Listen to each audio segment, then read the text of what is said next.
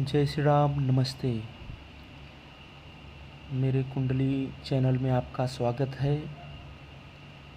और आज हम जानेंगे तुला लग्न से लेकर के मीन लग्न तक कौन सा ग्रह योग कारक होता है और कौन सा ग्रह मारक होता है।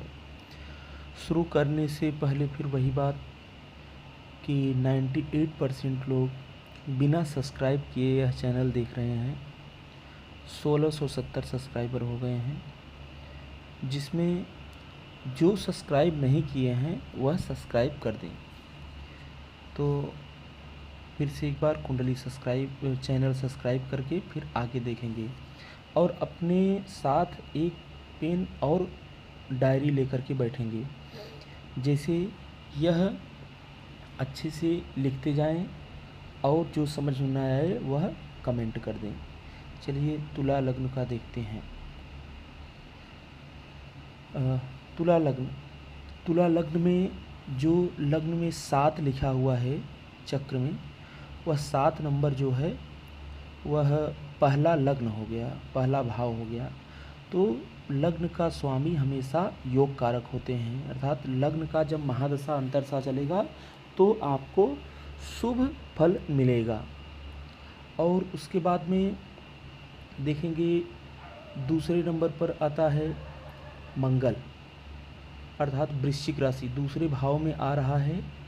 वृश्चिक राशि दूसरा राशि, वृश्चिक राशि के स्वामी मंगल हुए। मंगल का दूसरा राशि जो हो गया मेष हो गया, जो 7 के एकदम नीचे है, एक लिखा है, वह भी मारक है। तो इसीलिए यह मारक हो गया, मंगल मारक हो गया। अब गुरु जो है देखेंगे, गुरु एक तीसरे भाव में है, जहाँ पर 9 नंबर लिखा हुआ है वह तीसरा भाव है। और यह राशि के स्वामी जो 9 नंबर है वह राशि हो गया धनु राशि के स्वामी गुरु। और राशि के स्वामी के नाम जानना है तो पिछले वीडियो में आप देखिए, मैं विस्तार से बताया हूँ।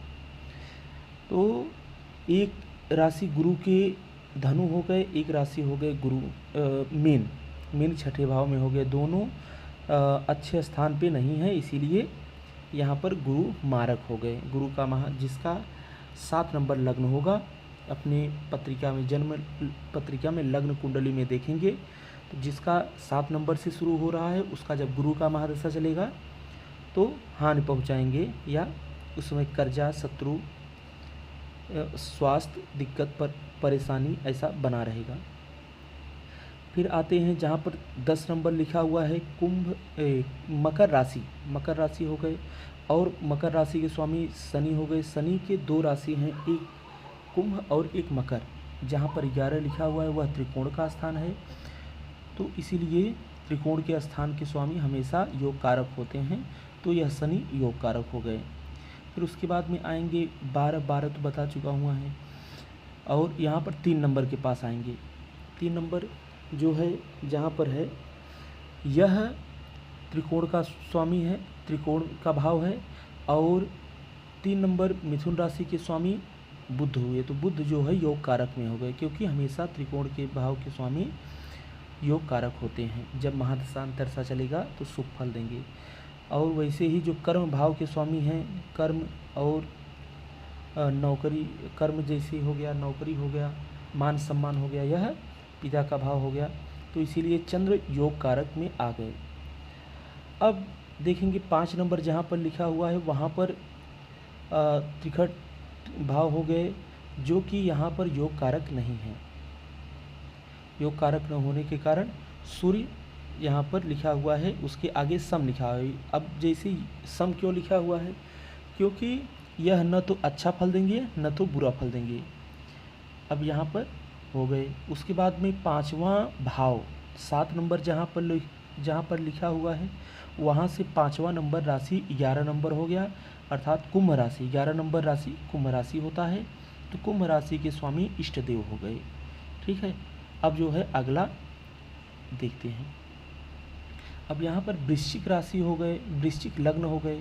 वृश्चिक लग्न में लग्न के स्वामी हम सदैव योग कारक होते हैं, तो वृश्चिक लग्न के स्वामी में मंगल हो गए। और मंगल के स्वामी दूसरे जो है राशि वह 1 नंबर जो लिखा हुआ है वहाँ पर है, तो 1 नंबर 6 में चला गया है। तो यहाँ पर सूत्र बताया गया है कि जो त्रिकोण में राशि एक राशि रहे, एक राशि 6, 8, 12 में रहे तो योग कारक फल देता है। तो मंगल यहाँ पर योग कारक हो गए। गुरु जो हो गए एक धन भाव के स्वामी हो गए, दूसरे भाव में जो धनु राशि हो गया, और एक राशि जो है गुरु का 5वें नंबर में है जहाँ पर 12 नंबर लिखा हुआ है, तो मीन राशि हो गया, तो त्रिकोण में 12 नंबर है, तो इसीलिए योग कारक हो गए। सूर्य जो हो गए, अब आगे चलेंगे, देखेंगे कि सूर्य हो गए योग कारक, क्योंकि सूर्य कर्म भाव के स्वामी हैं। चंद्रमा जो है त्रिकोण भाव के स्वामी है, इसीलिए भाग्य भाव के स्वामी होने के कारण 9वां भाव में 9वां घर में 4 नंबर लिखा हुआ है, तो भाग्य भाव के स्वामी हमेशा योग कारक होते हैं, त्रिकोण के स्वामी हैं, तो इसीलिए चंद्रमा योग कारक हो गए। फिर उसके बाद में शुक्र देखेंगे, एक राशि जहाँ पर 2 नंबर लिखा हुआ है वह 7वां भाव हो गया, और उसके बाद में वृषभ राशि, और एक 12वें भाव में है तुला राशि। तो यहाँ पर दोनों स्थान गलत स्थान है, जो कि 7वां और 12वां, तो इसीलिए शुक्र जो है यहाँ पर मारक हो गए। उसके बाद में बुध देखेंगे, एक राशि 3 नंबर जहाँ पर लिखा हुआ है वहाँ पर 8वें भाव के स्वामी हो गए मिथुन, और दूसरा राशि मिथुन के स्वामी हो गए बुध, और बुध का दूसरा राशि कन्या है। कन्या जो है लाभेश में बैठे हैं, तो लाभेश में और अष्टम भाव में बैठने से यहाँ पर मारक हो गए। उसके बाद में शनि का देखेंगे, शनि जहाँ पर 11 नंबर लिखा हुआ है, तो 11 नंबर जहाँ पर लिखा हुआ है चौथा भाव है, वह सुख का भाव है, तो सुख का भाव होने के कारण, और तीसरे नंबर में 10 नंबर लिखा हुआ, तीसरे भाव में 10 नंबर लिखा हुआ है, तो यहाँ पर दोनों सुख और पराक्रम मिला करके सम हो गए हैं। तो शनि जो है 6, 8, 12 में अगर रहेगा तो हानि पहुंचाएगा, अगर केंद्र में रहेगा, त्रिकोण में रहेगा, 6, 8, 12 को छोड़ करके कहीं पर भी रहेगा तो अच्छा फल देगा, तो इसीलिए इसे सम कहा गया है। और इष्टदेव गुरु हो गए, 5वें नंबर राशि में 12 नंबर मीन राशि हो गए, 5वें नंबर भाव में मीन राशि हो गए हैं, इसीलिए 5वें भाव के स्वामी इष्टदेव होते हैं, इष्टदेव उनके स्वामी गुरु हुए, मीन राशि के स्वामी गुरु हुए, इसीलिए यहाँ पर इष्टदेव गुरु हो गए। अगला देखेंगे धनु लग्न के स्वामी गुरु बृहस्पति हो गए, तो गुरु योग कारक हो गए। उसके बाद में दूसरे नंबर में चले गए, दूसरा नंबर जो है मारक होता है, और तीसरा अगर एक राशि दूसरे में है, एक राशि 3 त्रिकोण में है तो वह जो है योग कारक होता है, लेकिन अगर 2 राशि है और दोनों त्रिकोण या केंद्र में नहीं है तो मारक होता है, तो इसीलिए यहाँ पर शनि मारक हो गए। और 12 नंबर जो लिखा हुआ है तो सुख का बताया, गुरु हो गए योग कारक, क्योंकि लग्न भाव के स्वामी हैं। और यहाँ पर जो 1 नंबर प्लस का निशान है वह समझ लीजिए 1 है, तो वहाँ मंगल हो गए। मंगल जो है त्रिकोण भाव के स्वामी योग कारक होते हैं, इसलिए मंगल योग कारक के नीचे लिखा हुआ है। मंगल का जब महादशा अंतरसा आएगा, जिसका धनु लग्न है उसको अच्छा फल देंगे, भले ही दूसरा राशि 12वें भाव में बैठ गया है, क्योंकि बताया हूँ यहाँ पर योग कारक का जो त्रिकोण में ग्रह रहता है उसका फल ज़्यादा देंगे, तो मंगल योग कारक हो गए। अब जो है शुक्र यहाँ पर 6ठे भाव में हो गए, 6ठे भाव में होने से जो है, और दूसरा राशि वृषभ राशि का स्वामी शुक्र हो गए। शुक्र का 2 राशि है तुला और वृषभ, तो तुला राशि लाभेश में हो गए, और यहाँ पर एक राशि 6ठे में हो गए, तो इसीलिए यहाँ पर शुक्र मारक हो गए।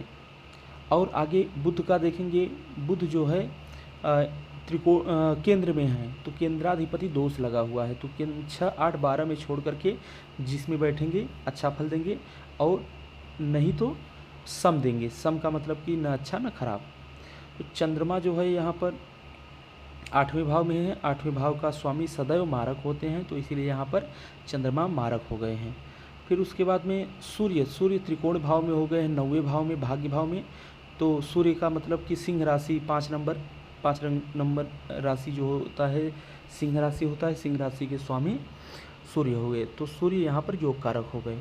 और अब यहाँ पर सब ग्रह हो गए। उसके बाद में 5वें भाव में जहाँ पर प्लस जैसा लिखा हुआ है वहाँ पर 1 नंबर आ रहा है, तो 5वें भाव में मेष राशि आ रहा है, मेष राशि के स्वामी मंगल हो गए, इसीलिए इष्ट देव मंगल हो गए इनके। अब अगला वीडियो देखेंगे मकर लग्न का। मकर लग्न का यहाँ पर देखेंगे योग कारक कौन सा है। लग्न के स्वामी मकर है, मकर के स्वामी शनि है, शनि योग कारक हो गए, तो इसीलिए शनि के सामने योग कारक के नीचे शनि लिखा हुआ है योग कारक। उसके बाद में तीसरे भाव में दूसरे भाव में भी शनि का ही राशि है, तो योग कारक हो गए। तीसरे भाव में धन इनका राशि है गुरु का, मीन राशि, मीन राशि 12 नंबर होते हैं, तो मीन राशि के गुरु राशि के स्वामी, गुरु के 2 राशि हैं, 2 राशि, एक 9 नंबर धनु, एक 12 नंबर गुरु, तो समझ लीजिए 12 नंबर में 9 नंबर चला गया है, तो मतलब धनु राशि 12वें स्थान में जाने के कारण यहाँ पर मारक हो गए, दोनों जो है मारक स्थान पर हैं, तो मारक हो गए गुरु, इसीलिए मारक हो गए। उसके बाद 1 नंबर जहाँ पर लिखा हुआ है वहाँ पर 1 नंबर मेष राशि हो, मेष राशि का स्वामी मंगल, मंगल के 2 राशि हैं, एक 8 नंबर वृश्चिक, एक नंबर मेष, तो यहाँ पर दोनों एक लाभेश एक सुखेश होने के कारण सम हो गए हैं, तो मंगल मारक में लिखा हुआ है लेकिन सम लिखा है, क्यों? क्योंकि न तो अच्छा करेंगे न ही खराब करेंगे, ऐसा रहेगा। उसके बाद 2 नंबर जहाँ पर लिखा हुआ है वहाँ पर शुक्र हो गए, वृषभ राशि के स्वामी शुक्र, शुक्र जो है योग कारक में आ गए। अब उसके बाद में देखेंगे जहाँ पर 6वां भाव है, जहाँ 3 नंबर लिखा हुआ है वहाँ पर मिथुन राशि, मिथुन राशि के स्वामी बुध हो गए, और बुध का 2 राशि है, एक 6 नंबर कन्या और एक 3 नंबर मिथुन, तो 6 नंबर कन्या जो है वह त्रिकोण में बैठ गया, इसीलिए यहाँ पर बुध योग कारक हो गए हैं, योग कारक के नीचे लिखे गए हैं। और आगे देखेंगे चंद्रमा, चंद्रमा जो है अकेला राशि कर्क राशि है, कर्क राशि का स्वामी चंद्रमा अकेला बैठा हुआ है 7वें भाव में, तो यहाँ पर चंद्रमा जो है मारक में हो गया। यहाँ पर चंद्रमा इसके AI के अनुसार जो बनाया हूँ इसमें चंद्रमा नहीं दिख रहा है, इसीलिए चंद्रमा यहाँ पर समझ लीजिए सूर्य के बगल में, सूर्य के नीचे समझ लीजिए चंद्रमा, तो यहाँ पर मारक हो गए। उसके बाद में सिंह राशि है, सिंह राशि के स्वामी सूर्य हैं, और सूर्य जो सिंह राशि 8वें भाव में है, 8वें भाव का स्वामी सदैव मारक होता है, इसीलिए सूर्य मारक हो गए। उसके बाद में अब तो और सबका हो गया है। अब इसमें इष्ट देव जो है 5वें भाव के स्वामी, 5वें भाव में 2 नंबर लिखा हुआ है, 2 नंबर वृषभ राशि, वृषभ राशि के स्वामी शुक्र हो गए, तो शुक्र यहाँ पर योग कारक हो गया है। अब आगे जानेंगे कुंभ राशि के बारे में, तो कुंभ राशि यहाँ पर कुंभ लग्न के स्वामी कुंभ है, और कुंभ के स्वामी शनि है, शनि योग कारक हो गए हैं।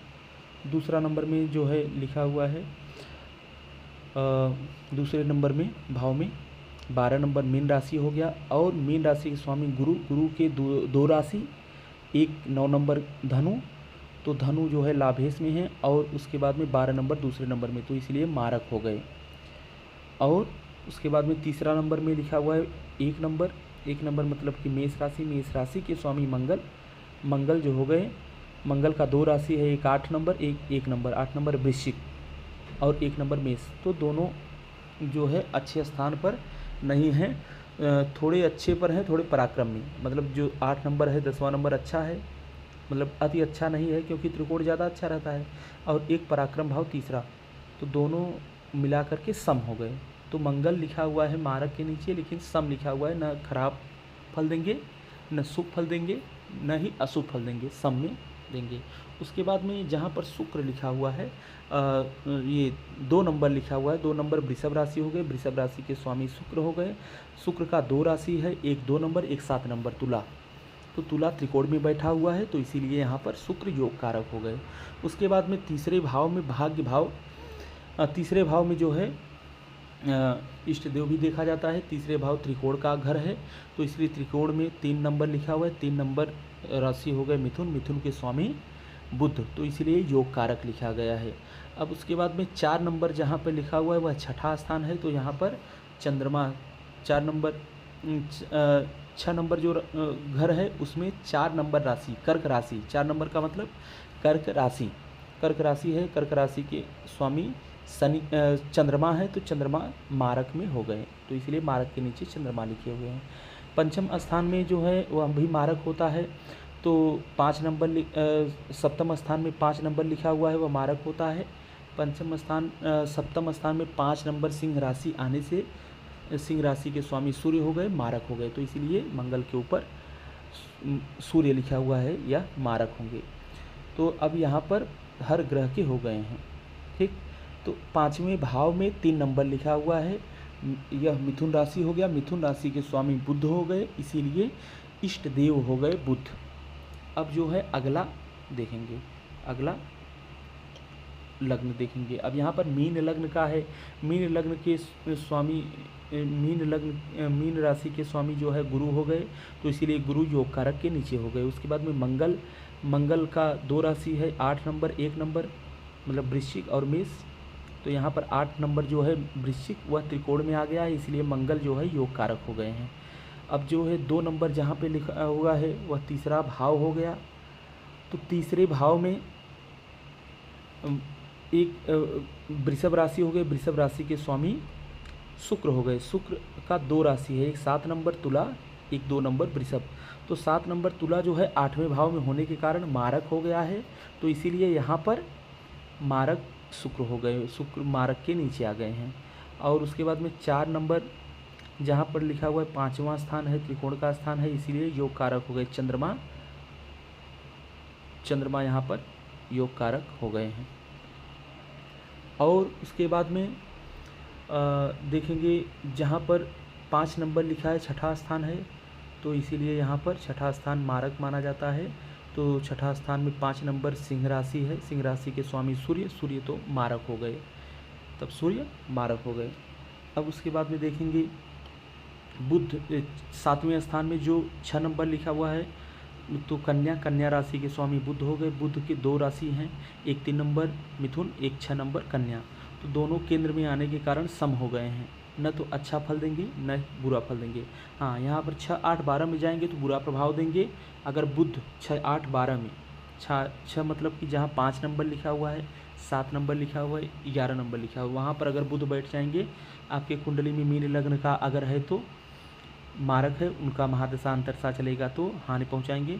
अगर इसको छोड़ करके अन्य कहीं पर बैठ गए तो जो है योग कारक फल देंगे। अब आगे चलेंगे, जो है 7 नंबर का हो गया तुला का, वृश्चिक का, और उसके बाद में धनु का।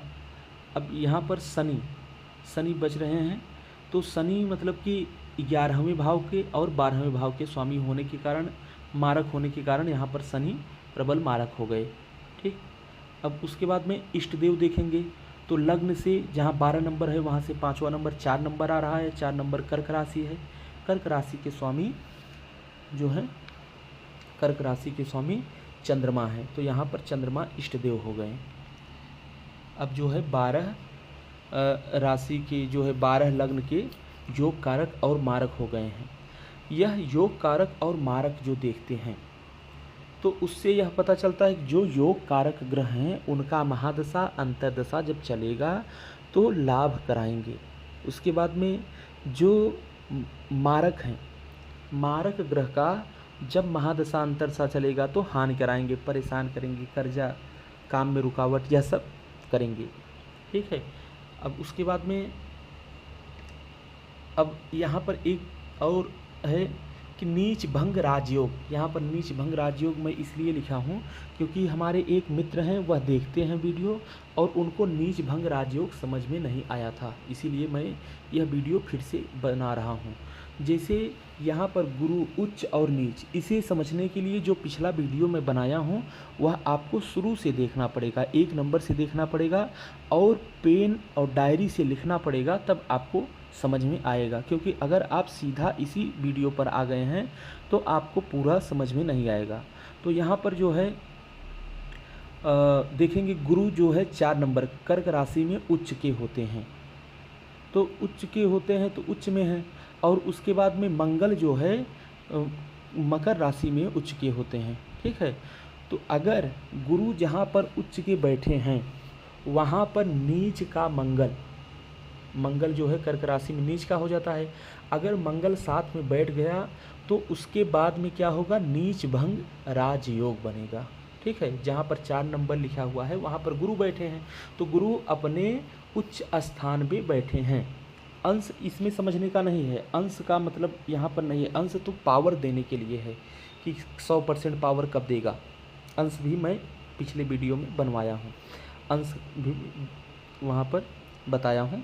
लेकिन जैसे यहाँ पर गुरु बैठ गए उच्च के, उसके साथ में मंगल हो गए नीच के, तो यहाँ पर क्या होगा, नीच भंग राजयोग। जैसे कि जो गलत प्रभाव मंगल का पड़ने वाला था वह मंगल का गलत प्रभाव नहीं पड़ेगा, क्योंकि गुरु उच्च के हैं, तो इससे अपने भाव को, अपने घर को हानि नहीं पहुंचाएंगे। ठीक है, अब उसके बाद में यहाँ पर देखिए 10 नंबर जहाँ पर लिखा हुआ है उसके नीचे, तो 10 नंबर लिखा हुआ है जहाँ पर, वहाँ पर मंगल और गुरु बैठे हैं, तो मंगल उच्च के हो जाते हैं। ठीक है, और गुरु नीच के हो जाते हैं, तो यहाँ पर भी नीच भंग राजयोग बना हुआ है। क्यों बना हुआ है, क्योंकि मंगल उच्च के जहाँ पर बैठे हैं, कोई भी ग्रह उच्च का बैठा है वहीं पर नीच का कोई भी ग्रह बैठ जाए, नीच का मतलब कि मकर राशि में गुरु नीच के हो जाते हैं, इसीलिए मैं दर्शाया हूँ। तो मकर राशि में नीच के गुरु हो गए हैं, लेकिन यहाँ पर जो है उसका प्रभाव हानि नहीं करेगा, क्योंकि नीच भंग राज योग यहाँ पर भी बन गया है।